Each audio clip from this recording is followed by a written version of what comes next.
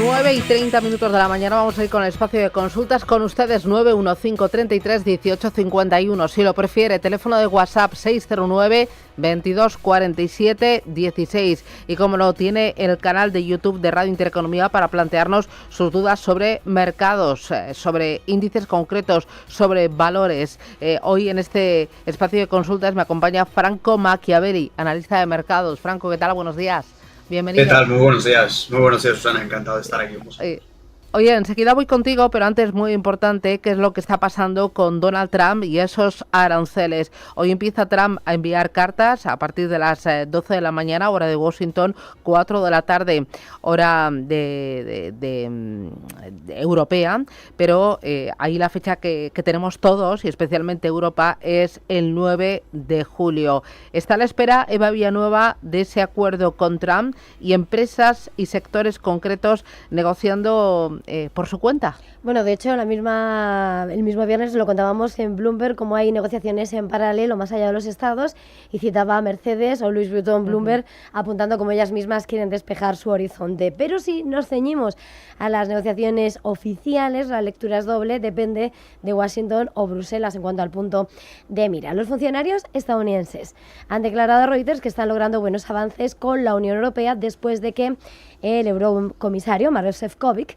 debatiese con ellos en Washington la semana pasada. Por su parte, los diplomáticos europeos han señalado que las conversaciones continúan, pero a fecha de viernes no se había logrado avances, y Ursula von der Leyen, la presidenta del Ejecutivo Comunitario, ya decía a Financial Times que ve difícil que haya un acuerdo al detalle antes de que acabe la tregua. Entre los grandes obstáculos, y ahí es donde ponemos el punto de atención, en la diplomacia europea, según cita Reuters, gira en torno a un arancel del 17% propuesto por Estados Unidos sobre las exportaciones agrícolas y de alimentos, que sigue siendo uno de los grandes obstáculos. Los funcionarios comunitarios han dicho que están abiertos a un acuerdo que aplicaría un arancel universal del 10% a muchas de sus exportaciones, pero quieren asegurar exenciones de los aranceles sectoriales y asistentes o planificados para productos farmacéuticos, alcohol, semiconductores y aviones comerciales. Así, la Unión presiona para que Estados Unidos establezca cuotas y excepciones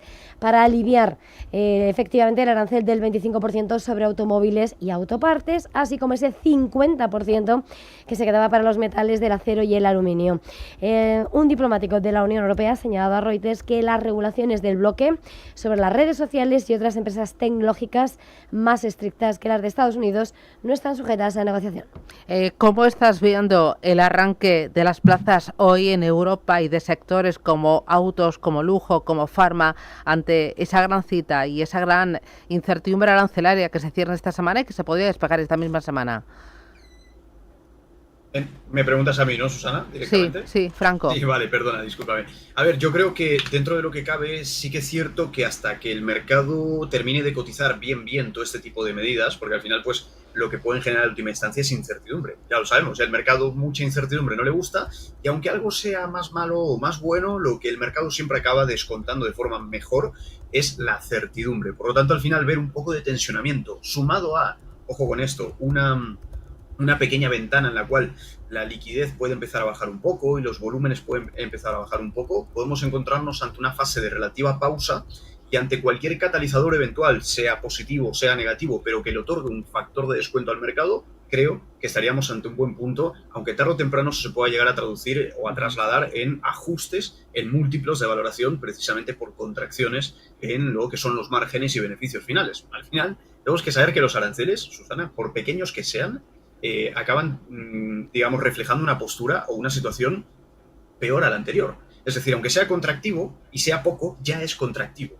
Así que yo más o menos me quedaría un poco con esa lectura, con ese contexto, un poquito a la espera, un poquito de incertidumbre típico en estas fechas y más esta semana, de ahora en adelante hasta agosto. Así que nos quedaríamos un poco con eso y ver un poco a partir de ahí cómo es el grado de descuento de todo esto. Si realmente lo descuenta con excesivas caídas o si por el contrario gran parte de todo esto el mercado ya lo habrá integrado en las grandes caídas que estuvimos viendo en este año, esta fecha. A la espera de despejar esa incertidumbre, ¿dónde situarías el soporte? ¿En el Eurostock 50 y también en el Nasdaq, Franco? Bueno, a ver, realmente no se están comportando creo que nada mal. De hecho, Europa se ha estado comportando muy bien en general. Cuando miramos, por ejemplo, Eurostoxx y estábamos viendo sobre todo que aguantó muy bien esos 4.500 puntos aproximadamente, pues más o menos tendríamos la referencia ahí. ¿Y por qué decimos que tendríamos la referencia ahí, Susana? Pues porque si nos damos cuenta, como estamos viendo en pantalla, el 4.500, que es el nivel que estamos señalando, fue el apoyo de toda esa gran caída que estuvimos viendo. Por lo tanto, no solamente apoyo, sino la referencia realmente a largo plazo. Por lo tanto, si este soporte aguantó todo lo peor, pues a priori, que superase este nivel, nos estaría hablando de que algo incluso peor a todo lo que el mercado ha estado intentando descontar hasta la fecha, se llevaría a cabo, ¿no? Y en el DAX, en este caso, pues podríamos llegar a decir algo relativamente similar, nivel de 20.000 más o menos, confluencia de niveles de suelo, pues un poco más de lo mismo, Susana. Estos niveles han aguantado lo peor de lo peor hasta la fecha, entonces debería ocurrir algo sustancialmente más perjudicial para que estos soportes se vean rotos. Así que creo que un poco la barrera defensiva estaría en estos dos niveles, 20.800 para el DAX en este caso, y en este caso para el Eurostoxx los 4.500. Muy bien. Voy a ir con los oyentes 609 22 47 16, teléfono para mandar sus mensajes de audio o de texto. Empiezo con el primero. Hola, buenos días. Para el consultorio de bolsa quisiera saber los soportes que no deben perder ni el S&P, ni el Nasdaq, ni el DAX. Muchas gracias por su ayuda. Bueno, soy Fernando de Madrid. Soportes para el S&P 500, para el Nasdaq y para el DAX, Franco.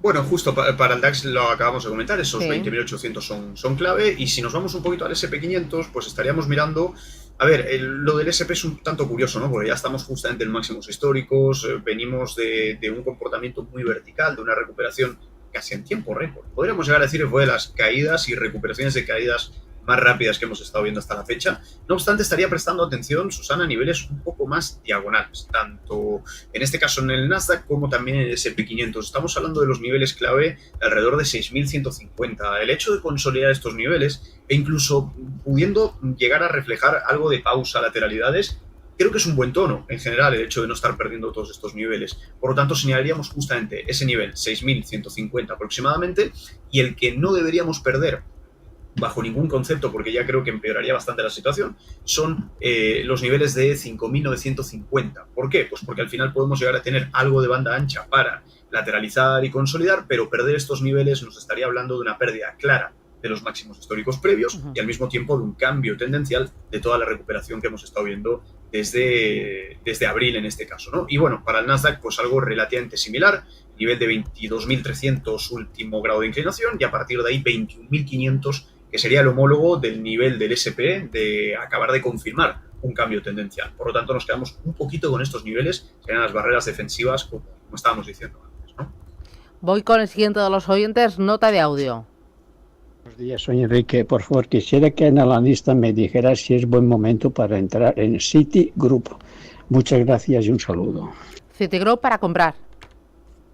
Bueno, a ver, lo ha estado haciendo bastante bien, tal y como estamos viendo justamente en la imagen, y de hecho creo sería relativamente optimista con el valor, sobre todo porque venimos de romper, Susana, unas lateralidades muy largas, muy extensas, y al final cuando un valor rompe lateralidades de este estilo, pues por lo general puede llegar a significar algo de fortaleza. ¿Qué ocurrió? Pues que ya lo rompió en su día. Como estamos dándonos cuenta en pantalla, ya lo llegó a romper en su momento, y al final en lo que se acabó, digamos, traduciendo fue en una contracción. Estamos hablando de esta rotura clave que estamos señalando ahora mismo en pantalla. Luego vimos esa contracción de nuevo a la baja, pero logramos aguantar niveles. Eso nos habla de forma implícita de una fortaleza en el valor, de esas pautas de máximos y de mínimos que son crecientes. Por lo tanto, muy buen tono en Citigroup en general, y en cualquier caso estaríamos mirando pues la referencia de lo que acabo de decir. Esos últimos mínimos también pueden llegar a ser un soporte importante para vigilar, sobre todo de cara al corto y al medio plazo, y la no pérdida de este nivel pues al final nos mantendría un poco en ese relativo sesgo alcista y de mantención de lo que vendría a ser estructuras. Estamos hablando del nivel de 56, algo alejado del nivel actual, pero que actuaría también como barrera defensiva e incluso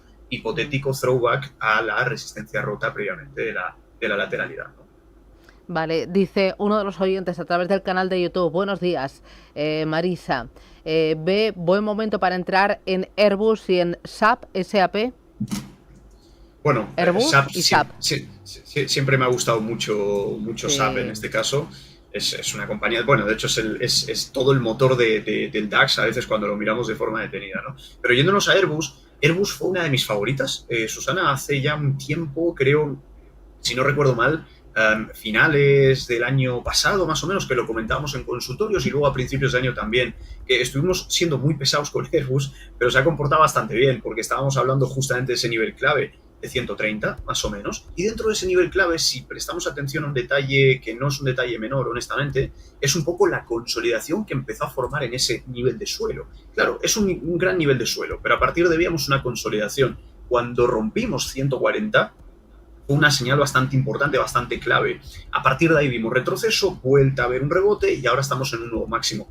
¿Cómo se interpreta, cómo se lee todo esto por hacer una síntesis general? Pues muy buen tono porque estamos manteniendo la rotura constante de máximos o de nuevos máximos crecientes en este aspecto, ¿no? Por lo tanto, podríamos llegar a decir algo similar a lo que estábamos diciendo Citigrow en términos técnicos, y es prestar atención al último nivel de suelo como barrera defensiva. Hablamos de 130. ¿Algo distanciado del precio actual? Sí, pero actúa también como esa barrera de defensa que estamos diciendo justamente ahora. Pero muy buen tono de Airbus, esperemos que continúe igual en ese aspecto. Y luego la parte de SAP también, que honestamente, como decía antes, ¿no? Siempre ha sido muy buena compañía a nivel global, a nivel de valor intangible, patentes, cuota de mercado fundamentales. Y esto no hace otra cosa que ratificarlo. Démonos cuenta que todo el pánico vivido por la guerra comercial castigó a muchísimas compañías, ya ha recuperado gran parte de todo esto y actualmente mantiene lo que vendría a ser una estructura de querer empujar hacia nuevos máximos. Digo querer empujar porque toda la estructura previa, que era una estructura correctiva de máximos y de mínimos decrecientes, ya ha terminado, ya nos estamos dando cuenta cómo van girando precisamente los factores estructurales del movimiento. Por lo tanto, esto sumado a un gran apoyo tendencial macro de tendencia primaria, que estamos hablando precisamente del nivel de 220, nos hace pensar y nos hace ser optimistas con el valor, por su fortaleza fundamental, por su fortaleza estructural en términos técnicos y por básicamente todo el arrastre y el acompañamiento del fondo de mercado, que ya parece que quiere dejar atrás un poco los episodios de peor pánico que hemos estado viendo hasta la fecha. Muy bien. Voy con otra de las consultas a través del canal de YouTube de Radio Intereconomía. Nos pregunta Martínez. Buenos días. ¿Me podría comentar el analista cómo ve Novo Nordisk y también Iveco? Ambas son para largo plazo. Gracias. Novo Nordisk e Iveco. Novo Nordisk, el ticker es N de Navarra, O de Orense, sí. V de Valencia, de Alicante. Iveco, I de Italia, V de Valencia, hija de Gerona. Ok, pues si nos damos cuenta, Susana, démonos cuenta que Novo Nordisk, bueno, de hecho es una compañía excelente, es una compañía muy buena. Si miramos los fundamentales, más de lo mismo. Pero cuando una compañía cae tanto, por lo general le suele entrar mucho miedo a los inversores, y es cuando precisamente mejor debería estar valorada en términos técnicos y en términos fundamentales por la mayoría de nosotros. Si no se ha roto nada a nivel fundamental, aunque bueno, evidentemente ha tenido algún que otro bache, algún episodio de incertidumbre que le podía llegar a restar algo de beneficio o comprimir algunos múltiplos, no es algo malo necesariamente. Venimos de un drawdown espectacular en Novo Nordisk. Estamos hablando de un drawdown del 60%, uno de los mayores hasta la fecha, si no me equivoco, pero al mismo tiempo estamos viendo que mantiene muy bien los niveles primarios, los niveles técnicos, y al final este tipo de tendencias, que además no es por nada, pero ya parecen haber mostrado algo de demanda, ya parecen haber mostrado algo de suelo, algo de soporte. De hecho, estamos viendo que desde el nivel clave que estamos señalando, que está ubicado en 50, la acción ya ha rebotado un 40%. ¿Qué nos haría falta? Pues básicamente cambiar toda la tendencia bajista que trae de muy corto plazo. Es decir, para que lo entienda cualquier oyente, estamos en el largo plazo con una tendencia alcista fenomenal, pero en el corto plazo nos estamos encontrando ante una tendencia bajista correctiva. ¿Qué nos haría falta? Pues romper, a poder ser con un poquito de volumen, la zona de 70. Si rompiésemos 70, sumado a todo el factor que estábamos hablando precisamente antes, pues estaremos hablando de muy probablemente una muy buena oportunidad para mantener Novo Nordisk en cartera durante además mucho tiempo. Y si nos vamos a Iveco en este caso, pues muy buen tono, algo distinto, nada que ver en este caso a Novo, no ha tenido tanto drawdown, no ha sido muy penalizada y de hecho mantiene estructuras relativamente limpias a nivel técnico, a nivel estructural, se mantiene muy bien en la parte de altos, probablemente un pelín sobrecomprada de estar ahora justamente en la parte alta del canal. Eso significaría que a lo mejor cualquier eventual apoyo, el nivel de 13 más o menos, 13 euros por acción o incluso eventualmente 10 euros por acción, nos haría pensar en que probablemente estaríamos ante la oportunidad de sumarnos a un muy buen tren alcista de una buena compañía realmente que lo está haciendo bastante bien, tanto en términos fundamentales como en términos técnicos en este caso. Muy bien, voy con Jacinto, buenos días. Buenos días. Dígame. Felicidades por el programa. Gracias. Vamos a ver. Mire, yo quiero saber que me diga el analista si es buen momento para entrar en AEDAS OME, puesto que va a ser opada por Neynor. Y además da un buen dividendo. Muy bien. Pues nada, le contamos. Muchísimas gracias. Un abrazo. Y bueno, y también Neynor. Vale. O sea, Neynor, si Vale. es buen momento para entrar en las dos. Muy bien, pues se lo contamos. Gracias. Gracias. Un abrazo, adiós. ¿Qué dices? Muy bien, pues a ver, en AEDAS, lo que comentaríamos, Susana, lo viene haciendo dentro de la CAE bastante bien. Lo que me gusta de este tipo de valores son dos cosas, realmente, Susana, como mínimo en términos técnicos. Y es el hecho de, primero, haber superado una gran resistencia, tal y como estamos viendo justamente en pantalla. El hecho de superarla y además el hecho de estar consolidando en momentos actuales. Creo que está muy bien para los típicos que a veces se les escapa, ¿no? Un breakout, una rotura importante, pues qué mejor que el valor te diga, oye, me quedo un rato por aquí para ver si te sumas, ¿no? Eso como mínimo en términos técnicos. Y luego si le sumamos un factor más bien de fondo de mercado a nivel técnico, pues un poco que mantenemos todo lo que vendría a ser estructuras alcistas. Entonces, si mantenemos estructuras alcistas, venimos de romper máximos previos, una resistencia bastante importante en su historia, y además estamos consolidando, pues esto nos llevaría a vigilar básicamente dos niveles, 21, 22 por acción, y a partir de ahí 27. Es un poco el techo y el suelo de toda la consolidación actual que estamos viendo. Por el contrario, la pérdida de nivel de 17 nos haría pensar en que probablemente el valor podría llegar a volver a entrar, en este caso, a todo ese terreno tan lateral que de hecho ha estado pues durante los últimos años. El otro valor, si no recuerdo mal, Neynor, ¿ha dicho? Neynor, sí. Ahí lo tenemos. Vale, perfecto. Vale, pues qué curioso. Pues relativamente, no vamos a decir exactamente igual, pero relativamente similar a lo que estábamos comentando justamente en el valor previo en este caso, ¿no? De hecho, lo que yo apuntaría aquí, Susana, con un poco más de ahínco, es los famosos cap and handle. Estos suelen ser o incluso IPO base, ¿no? Y perdón por los anglosajismos, pero bueno, son patrones muy conocidos en la jerga técnica, y es que hablamos precisamente de que toda esta figura de vuelta en los mínimos que se van girando y siendo crecientes en este aspecto, y además perforando y rompiendo niveles de techo clave, como son justamente el nivel de 12 por acción, pues es algo relativamente bueno, es algo relativamente optimista y positivo, ¿de acuerdo? O sea, que estaríamos mirando precisamente un poco el grado de inclinación de los últimos mínimos crecientes. El hecho de no perder estos mínimos junto con el hecho de no perder esa resistencia previa que ha roto, que por cierto se transformaría en soporte ahora, estaríamos ante esa gran barrera defensiva. Si aguantamos estos niveles, 12-13 euros por acción, estaríamos ante un muy buen tono en el valor actual. Muy bien, voy ahora con María. Buenos días. Hola, ¿qué tal? Buenos días. Gracias. Mire, yo quería preguntarle al analista que estoy oyendo que es posible que el dólar se vaya a 1,20. Entonces, ¿qué opina él de, por ejemplo, esperar a que llegue a 1,20 y comprar dólares para luego invertir en acciones en América? Quería preguntarle también si saben cuándo hacen el ingreso los dividendos de Inditex. Muy bien. De Inditex, de Repsol. De Repsol. Ahora se lo miramos. Gracias, muy amable. Gracias. Oye, primero, euro-dólar, ¿dónde lo ves? ¿Tú el 1,20 lo ves en breve o no? ¿Qué nivel estás, con qué nivel estás trabajando? Y luego, efecto, ahí compramos bolsa americana aprovechando que el dólar está baratito. Claro, a ver, es un muy buen planteamiento, muy interesante el que ha comentado la oyente, honestamente. A ver, de camino al 1,20 ya estamos. O sea, ahora mismo eurodólar está justamente en 1,17,5 aproximadamente en la cotización de Forex en tiempo real. Le queda muy poco. O sea, si miramos de forma detenida, esto que son 200 pips más o menos, 300, que le queda un poquito menos, incluso hasta el 1,20, es probable. ¿Qué factores podrían llegar a influir como mínimo en términos técnicos a partir de ahí? Bueno, tenemos una relativa resistencia, tal cual estamos viendo justamente en pantalla.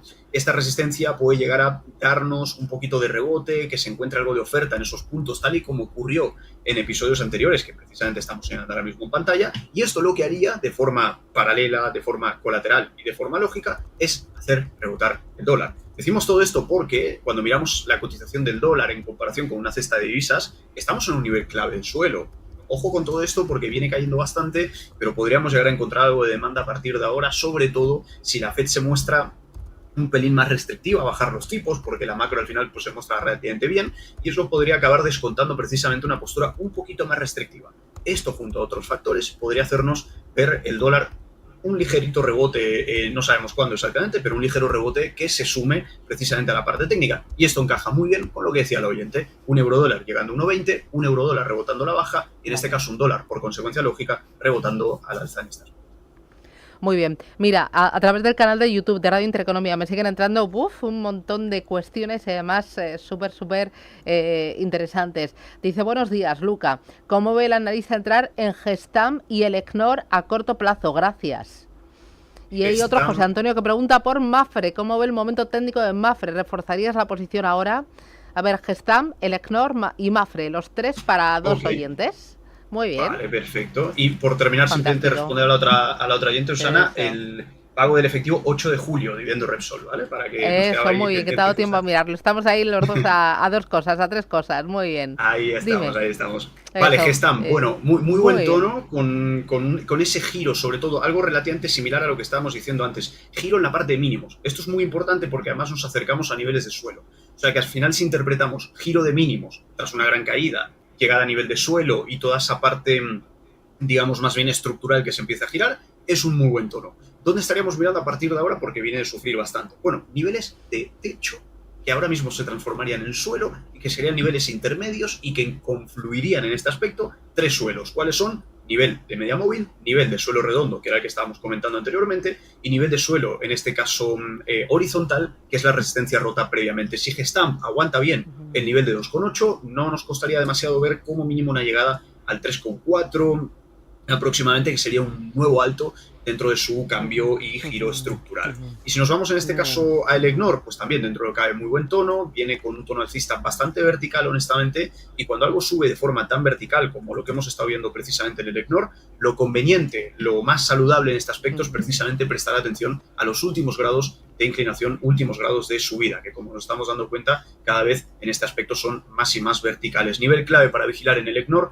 pues estaríamos hablando precisamente más o menos de ese nivel de 16,5. Si no lo perdemos, todo bien. Si lo perdemos, nos podemos acercar al nivel de 11, que es el nivel de techo previo transformado en soporte en la actualidad. Y si nos vamos a la parte de Mapfre para ver si mantendríamos o aumentaríamos, pues muy bien, honestamente, lo estamos viendo dentro de cada vez bastante bien. Algo de retroceso creo que no sería de extrañar, la acción lo viene haciendo muy bien, pero a veces para sanear subidas tan verticales no suele ser algo negativo el hecho de retroceder un pelín. Viene de romper al alza un propio canal alcista, Susana. Estamos hablando de pautas de aceleración precisamente cuando nos encontramos ante un aspecto como ese. ¿Qué ocurre si retrocede? Bueno, un gráfico diario, media móvil de 200, 2,8, buen nivel de suelo para que tome algo de descanso, de demanda y de apoyo, y a partir de ahí, si la cosa continúa bien, pues no descartaríamos nuevas posibles subidas. El peor de los escenarios sería llegar hasta 2,4, pero el peor sería romperlo. Por lo tanto, si no lo rompe, barreras defensivas 2,8 y 2,4, 2,3 más o menos para Mapfre en este aspecto. Muy bien. Mira, otra de las consultas a través del WhatsApp 609 22 47 16. Buenos días. Quisiera saber si es buen momento para comprar oro. Gracias. ¿Oro comprarías? Siempre, siempre y más en la actualidad, sobre todo, Susana, porque al final, a ver, sí que es cierto que cuando miramos un poquito que la pauta geoestratégica, pues a veces se relaja un poquito más, a veces se tensiona un poquito más.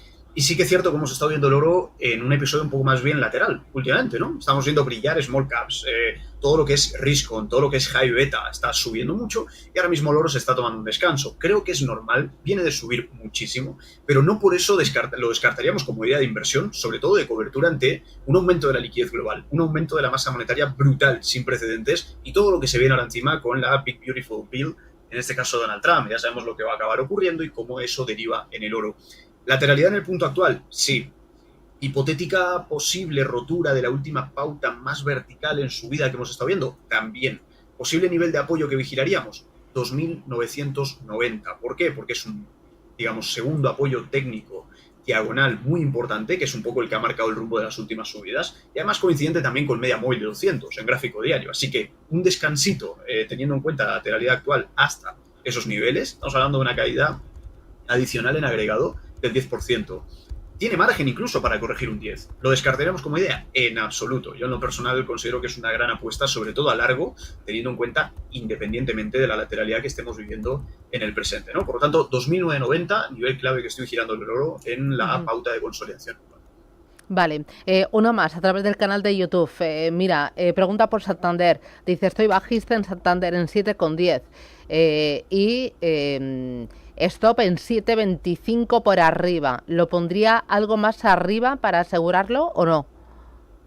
Claro, es que en 7,10. Claro. Sí, bajista en 7,10. Y a ver, estamos 7,25 tal como señalamos en pantalla, más o menos.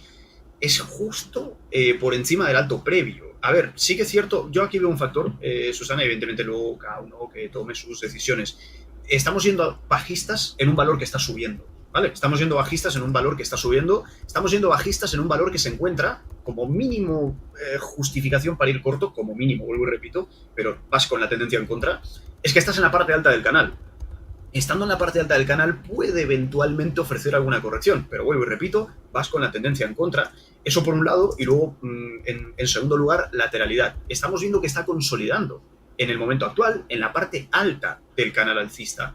Creo que ir corto justamente ahora, a lo mejor podría llegar a ser más conveniente ir corto si acotamos esta lateralidad, señalamos el nivel de suelo y vemos una rotura del mismo. En el momento en el que viésemos una rotura a nivel de suelo, podemos tener un poco más la estadística técnica de nuestro lado. Pero ahora mismo estamos en la parte alta, ojo con esto, del canal y en la parte alta de esa consolidación que se ubica en la parte alta del canal en nivel macro. Vale. Por lo tanto, me quedaría un poquito justamente con eso. 7,25 ajustadito, está justo por encima del alto previo. Me quedaría más bien con una rotura del 6,8 para acabar de asegurar ese sesgo bajista, pero mucha fortuna igualmente al oyente en este aspecto.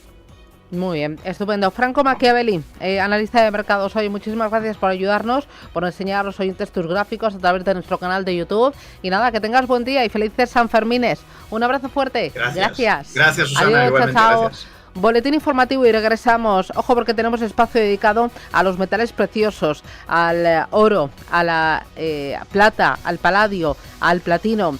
Vamos a analizar oportunidades, vamos a ver precios, cómo se han comportado en las últimas semanas y expectativas. Luego, a partir de las 10:20 aproximadamente, nos va a acompañar Gonzalo Ramón Borja, Álvarez de Toledo. Él es director general de Swisscanto Asset Management Internacional en España. Vamos a hablar de Swisscanto, de su historia, de su desembarco aquí en España. Vamos a hablar también de Gonzalo, de su trayectoria y de cómo ve el mercado y dónde ve las oportunidades dentro de lo que es la renta fija. Y bueno, tenemos consultorio de fondos de inversión hoy 915331851 a partir de las 10:30 hoy con Alberto Loza de Norwell Capital, y esto solo hasta las 11, luego hay más y es que el día viene completito hasta las 12 aquí en directo en Radio Intereconomía.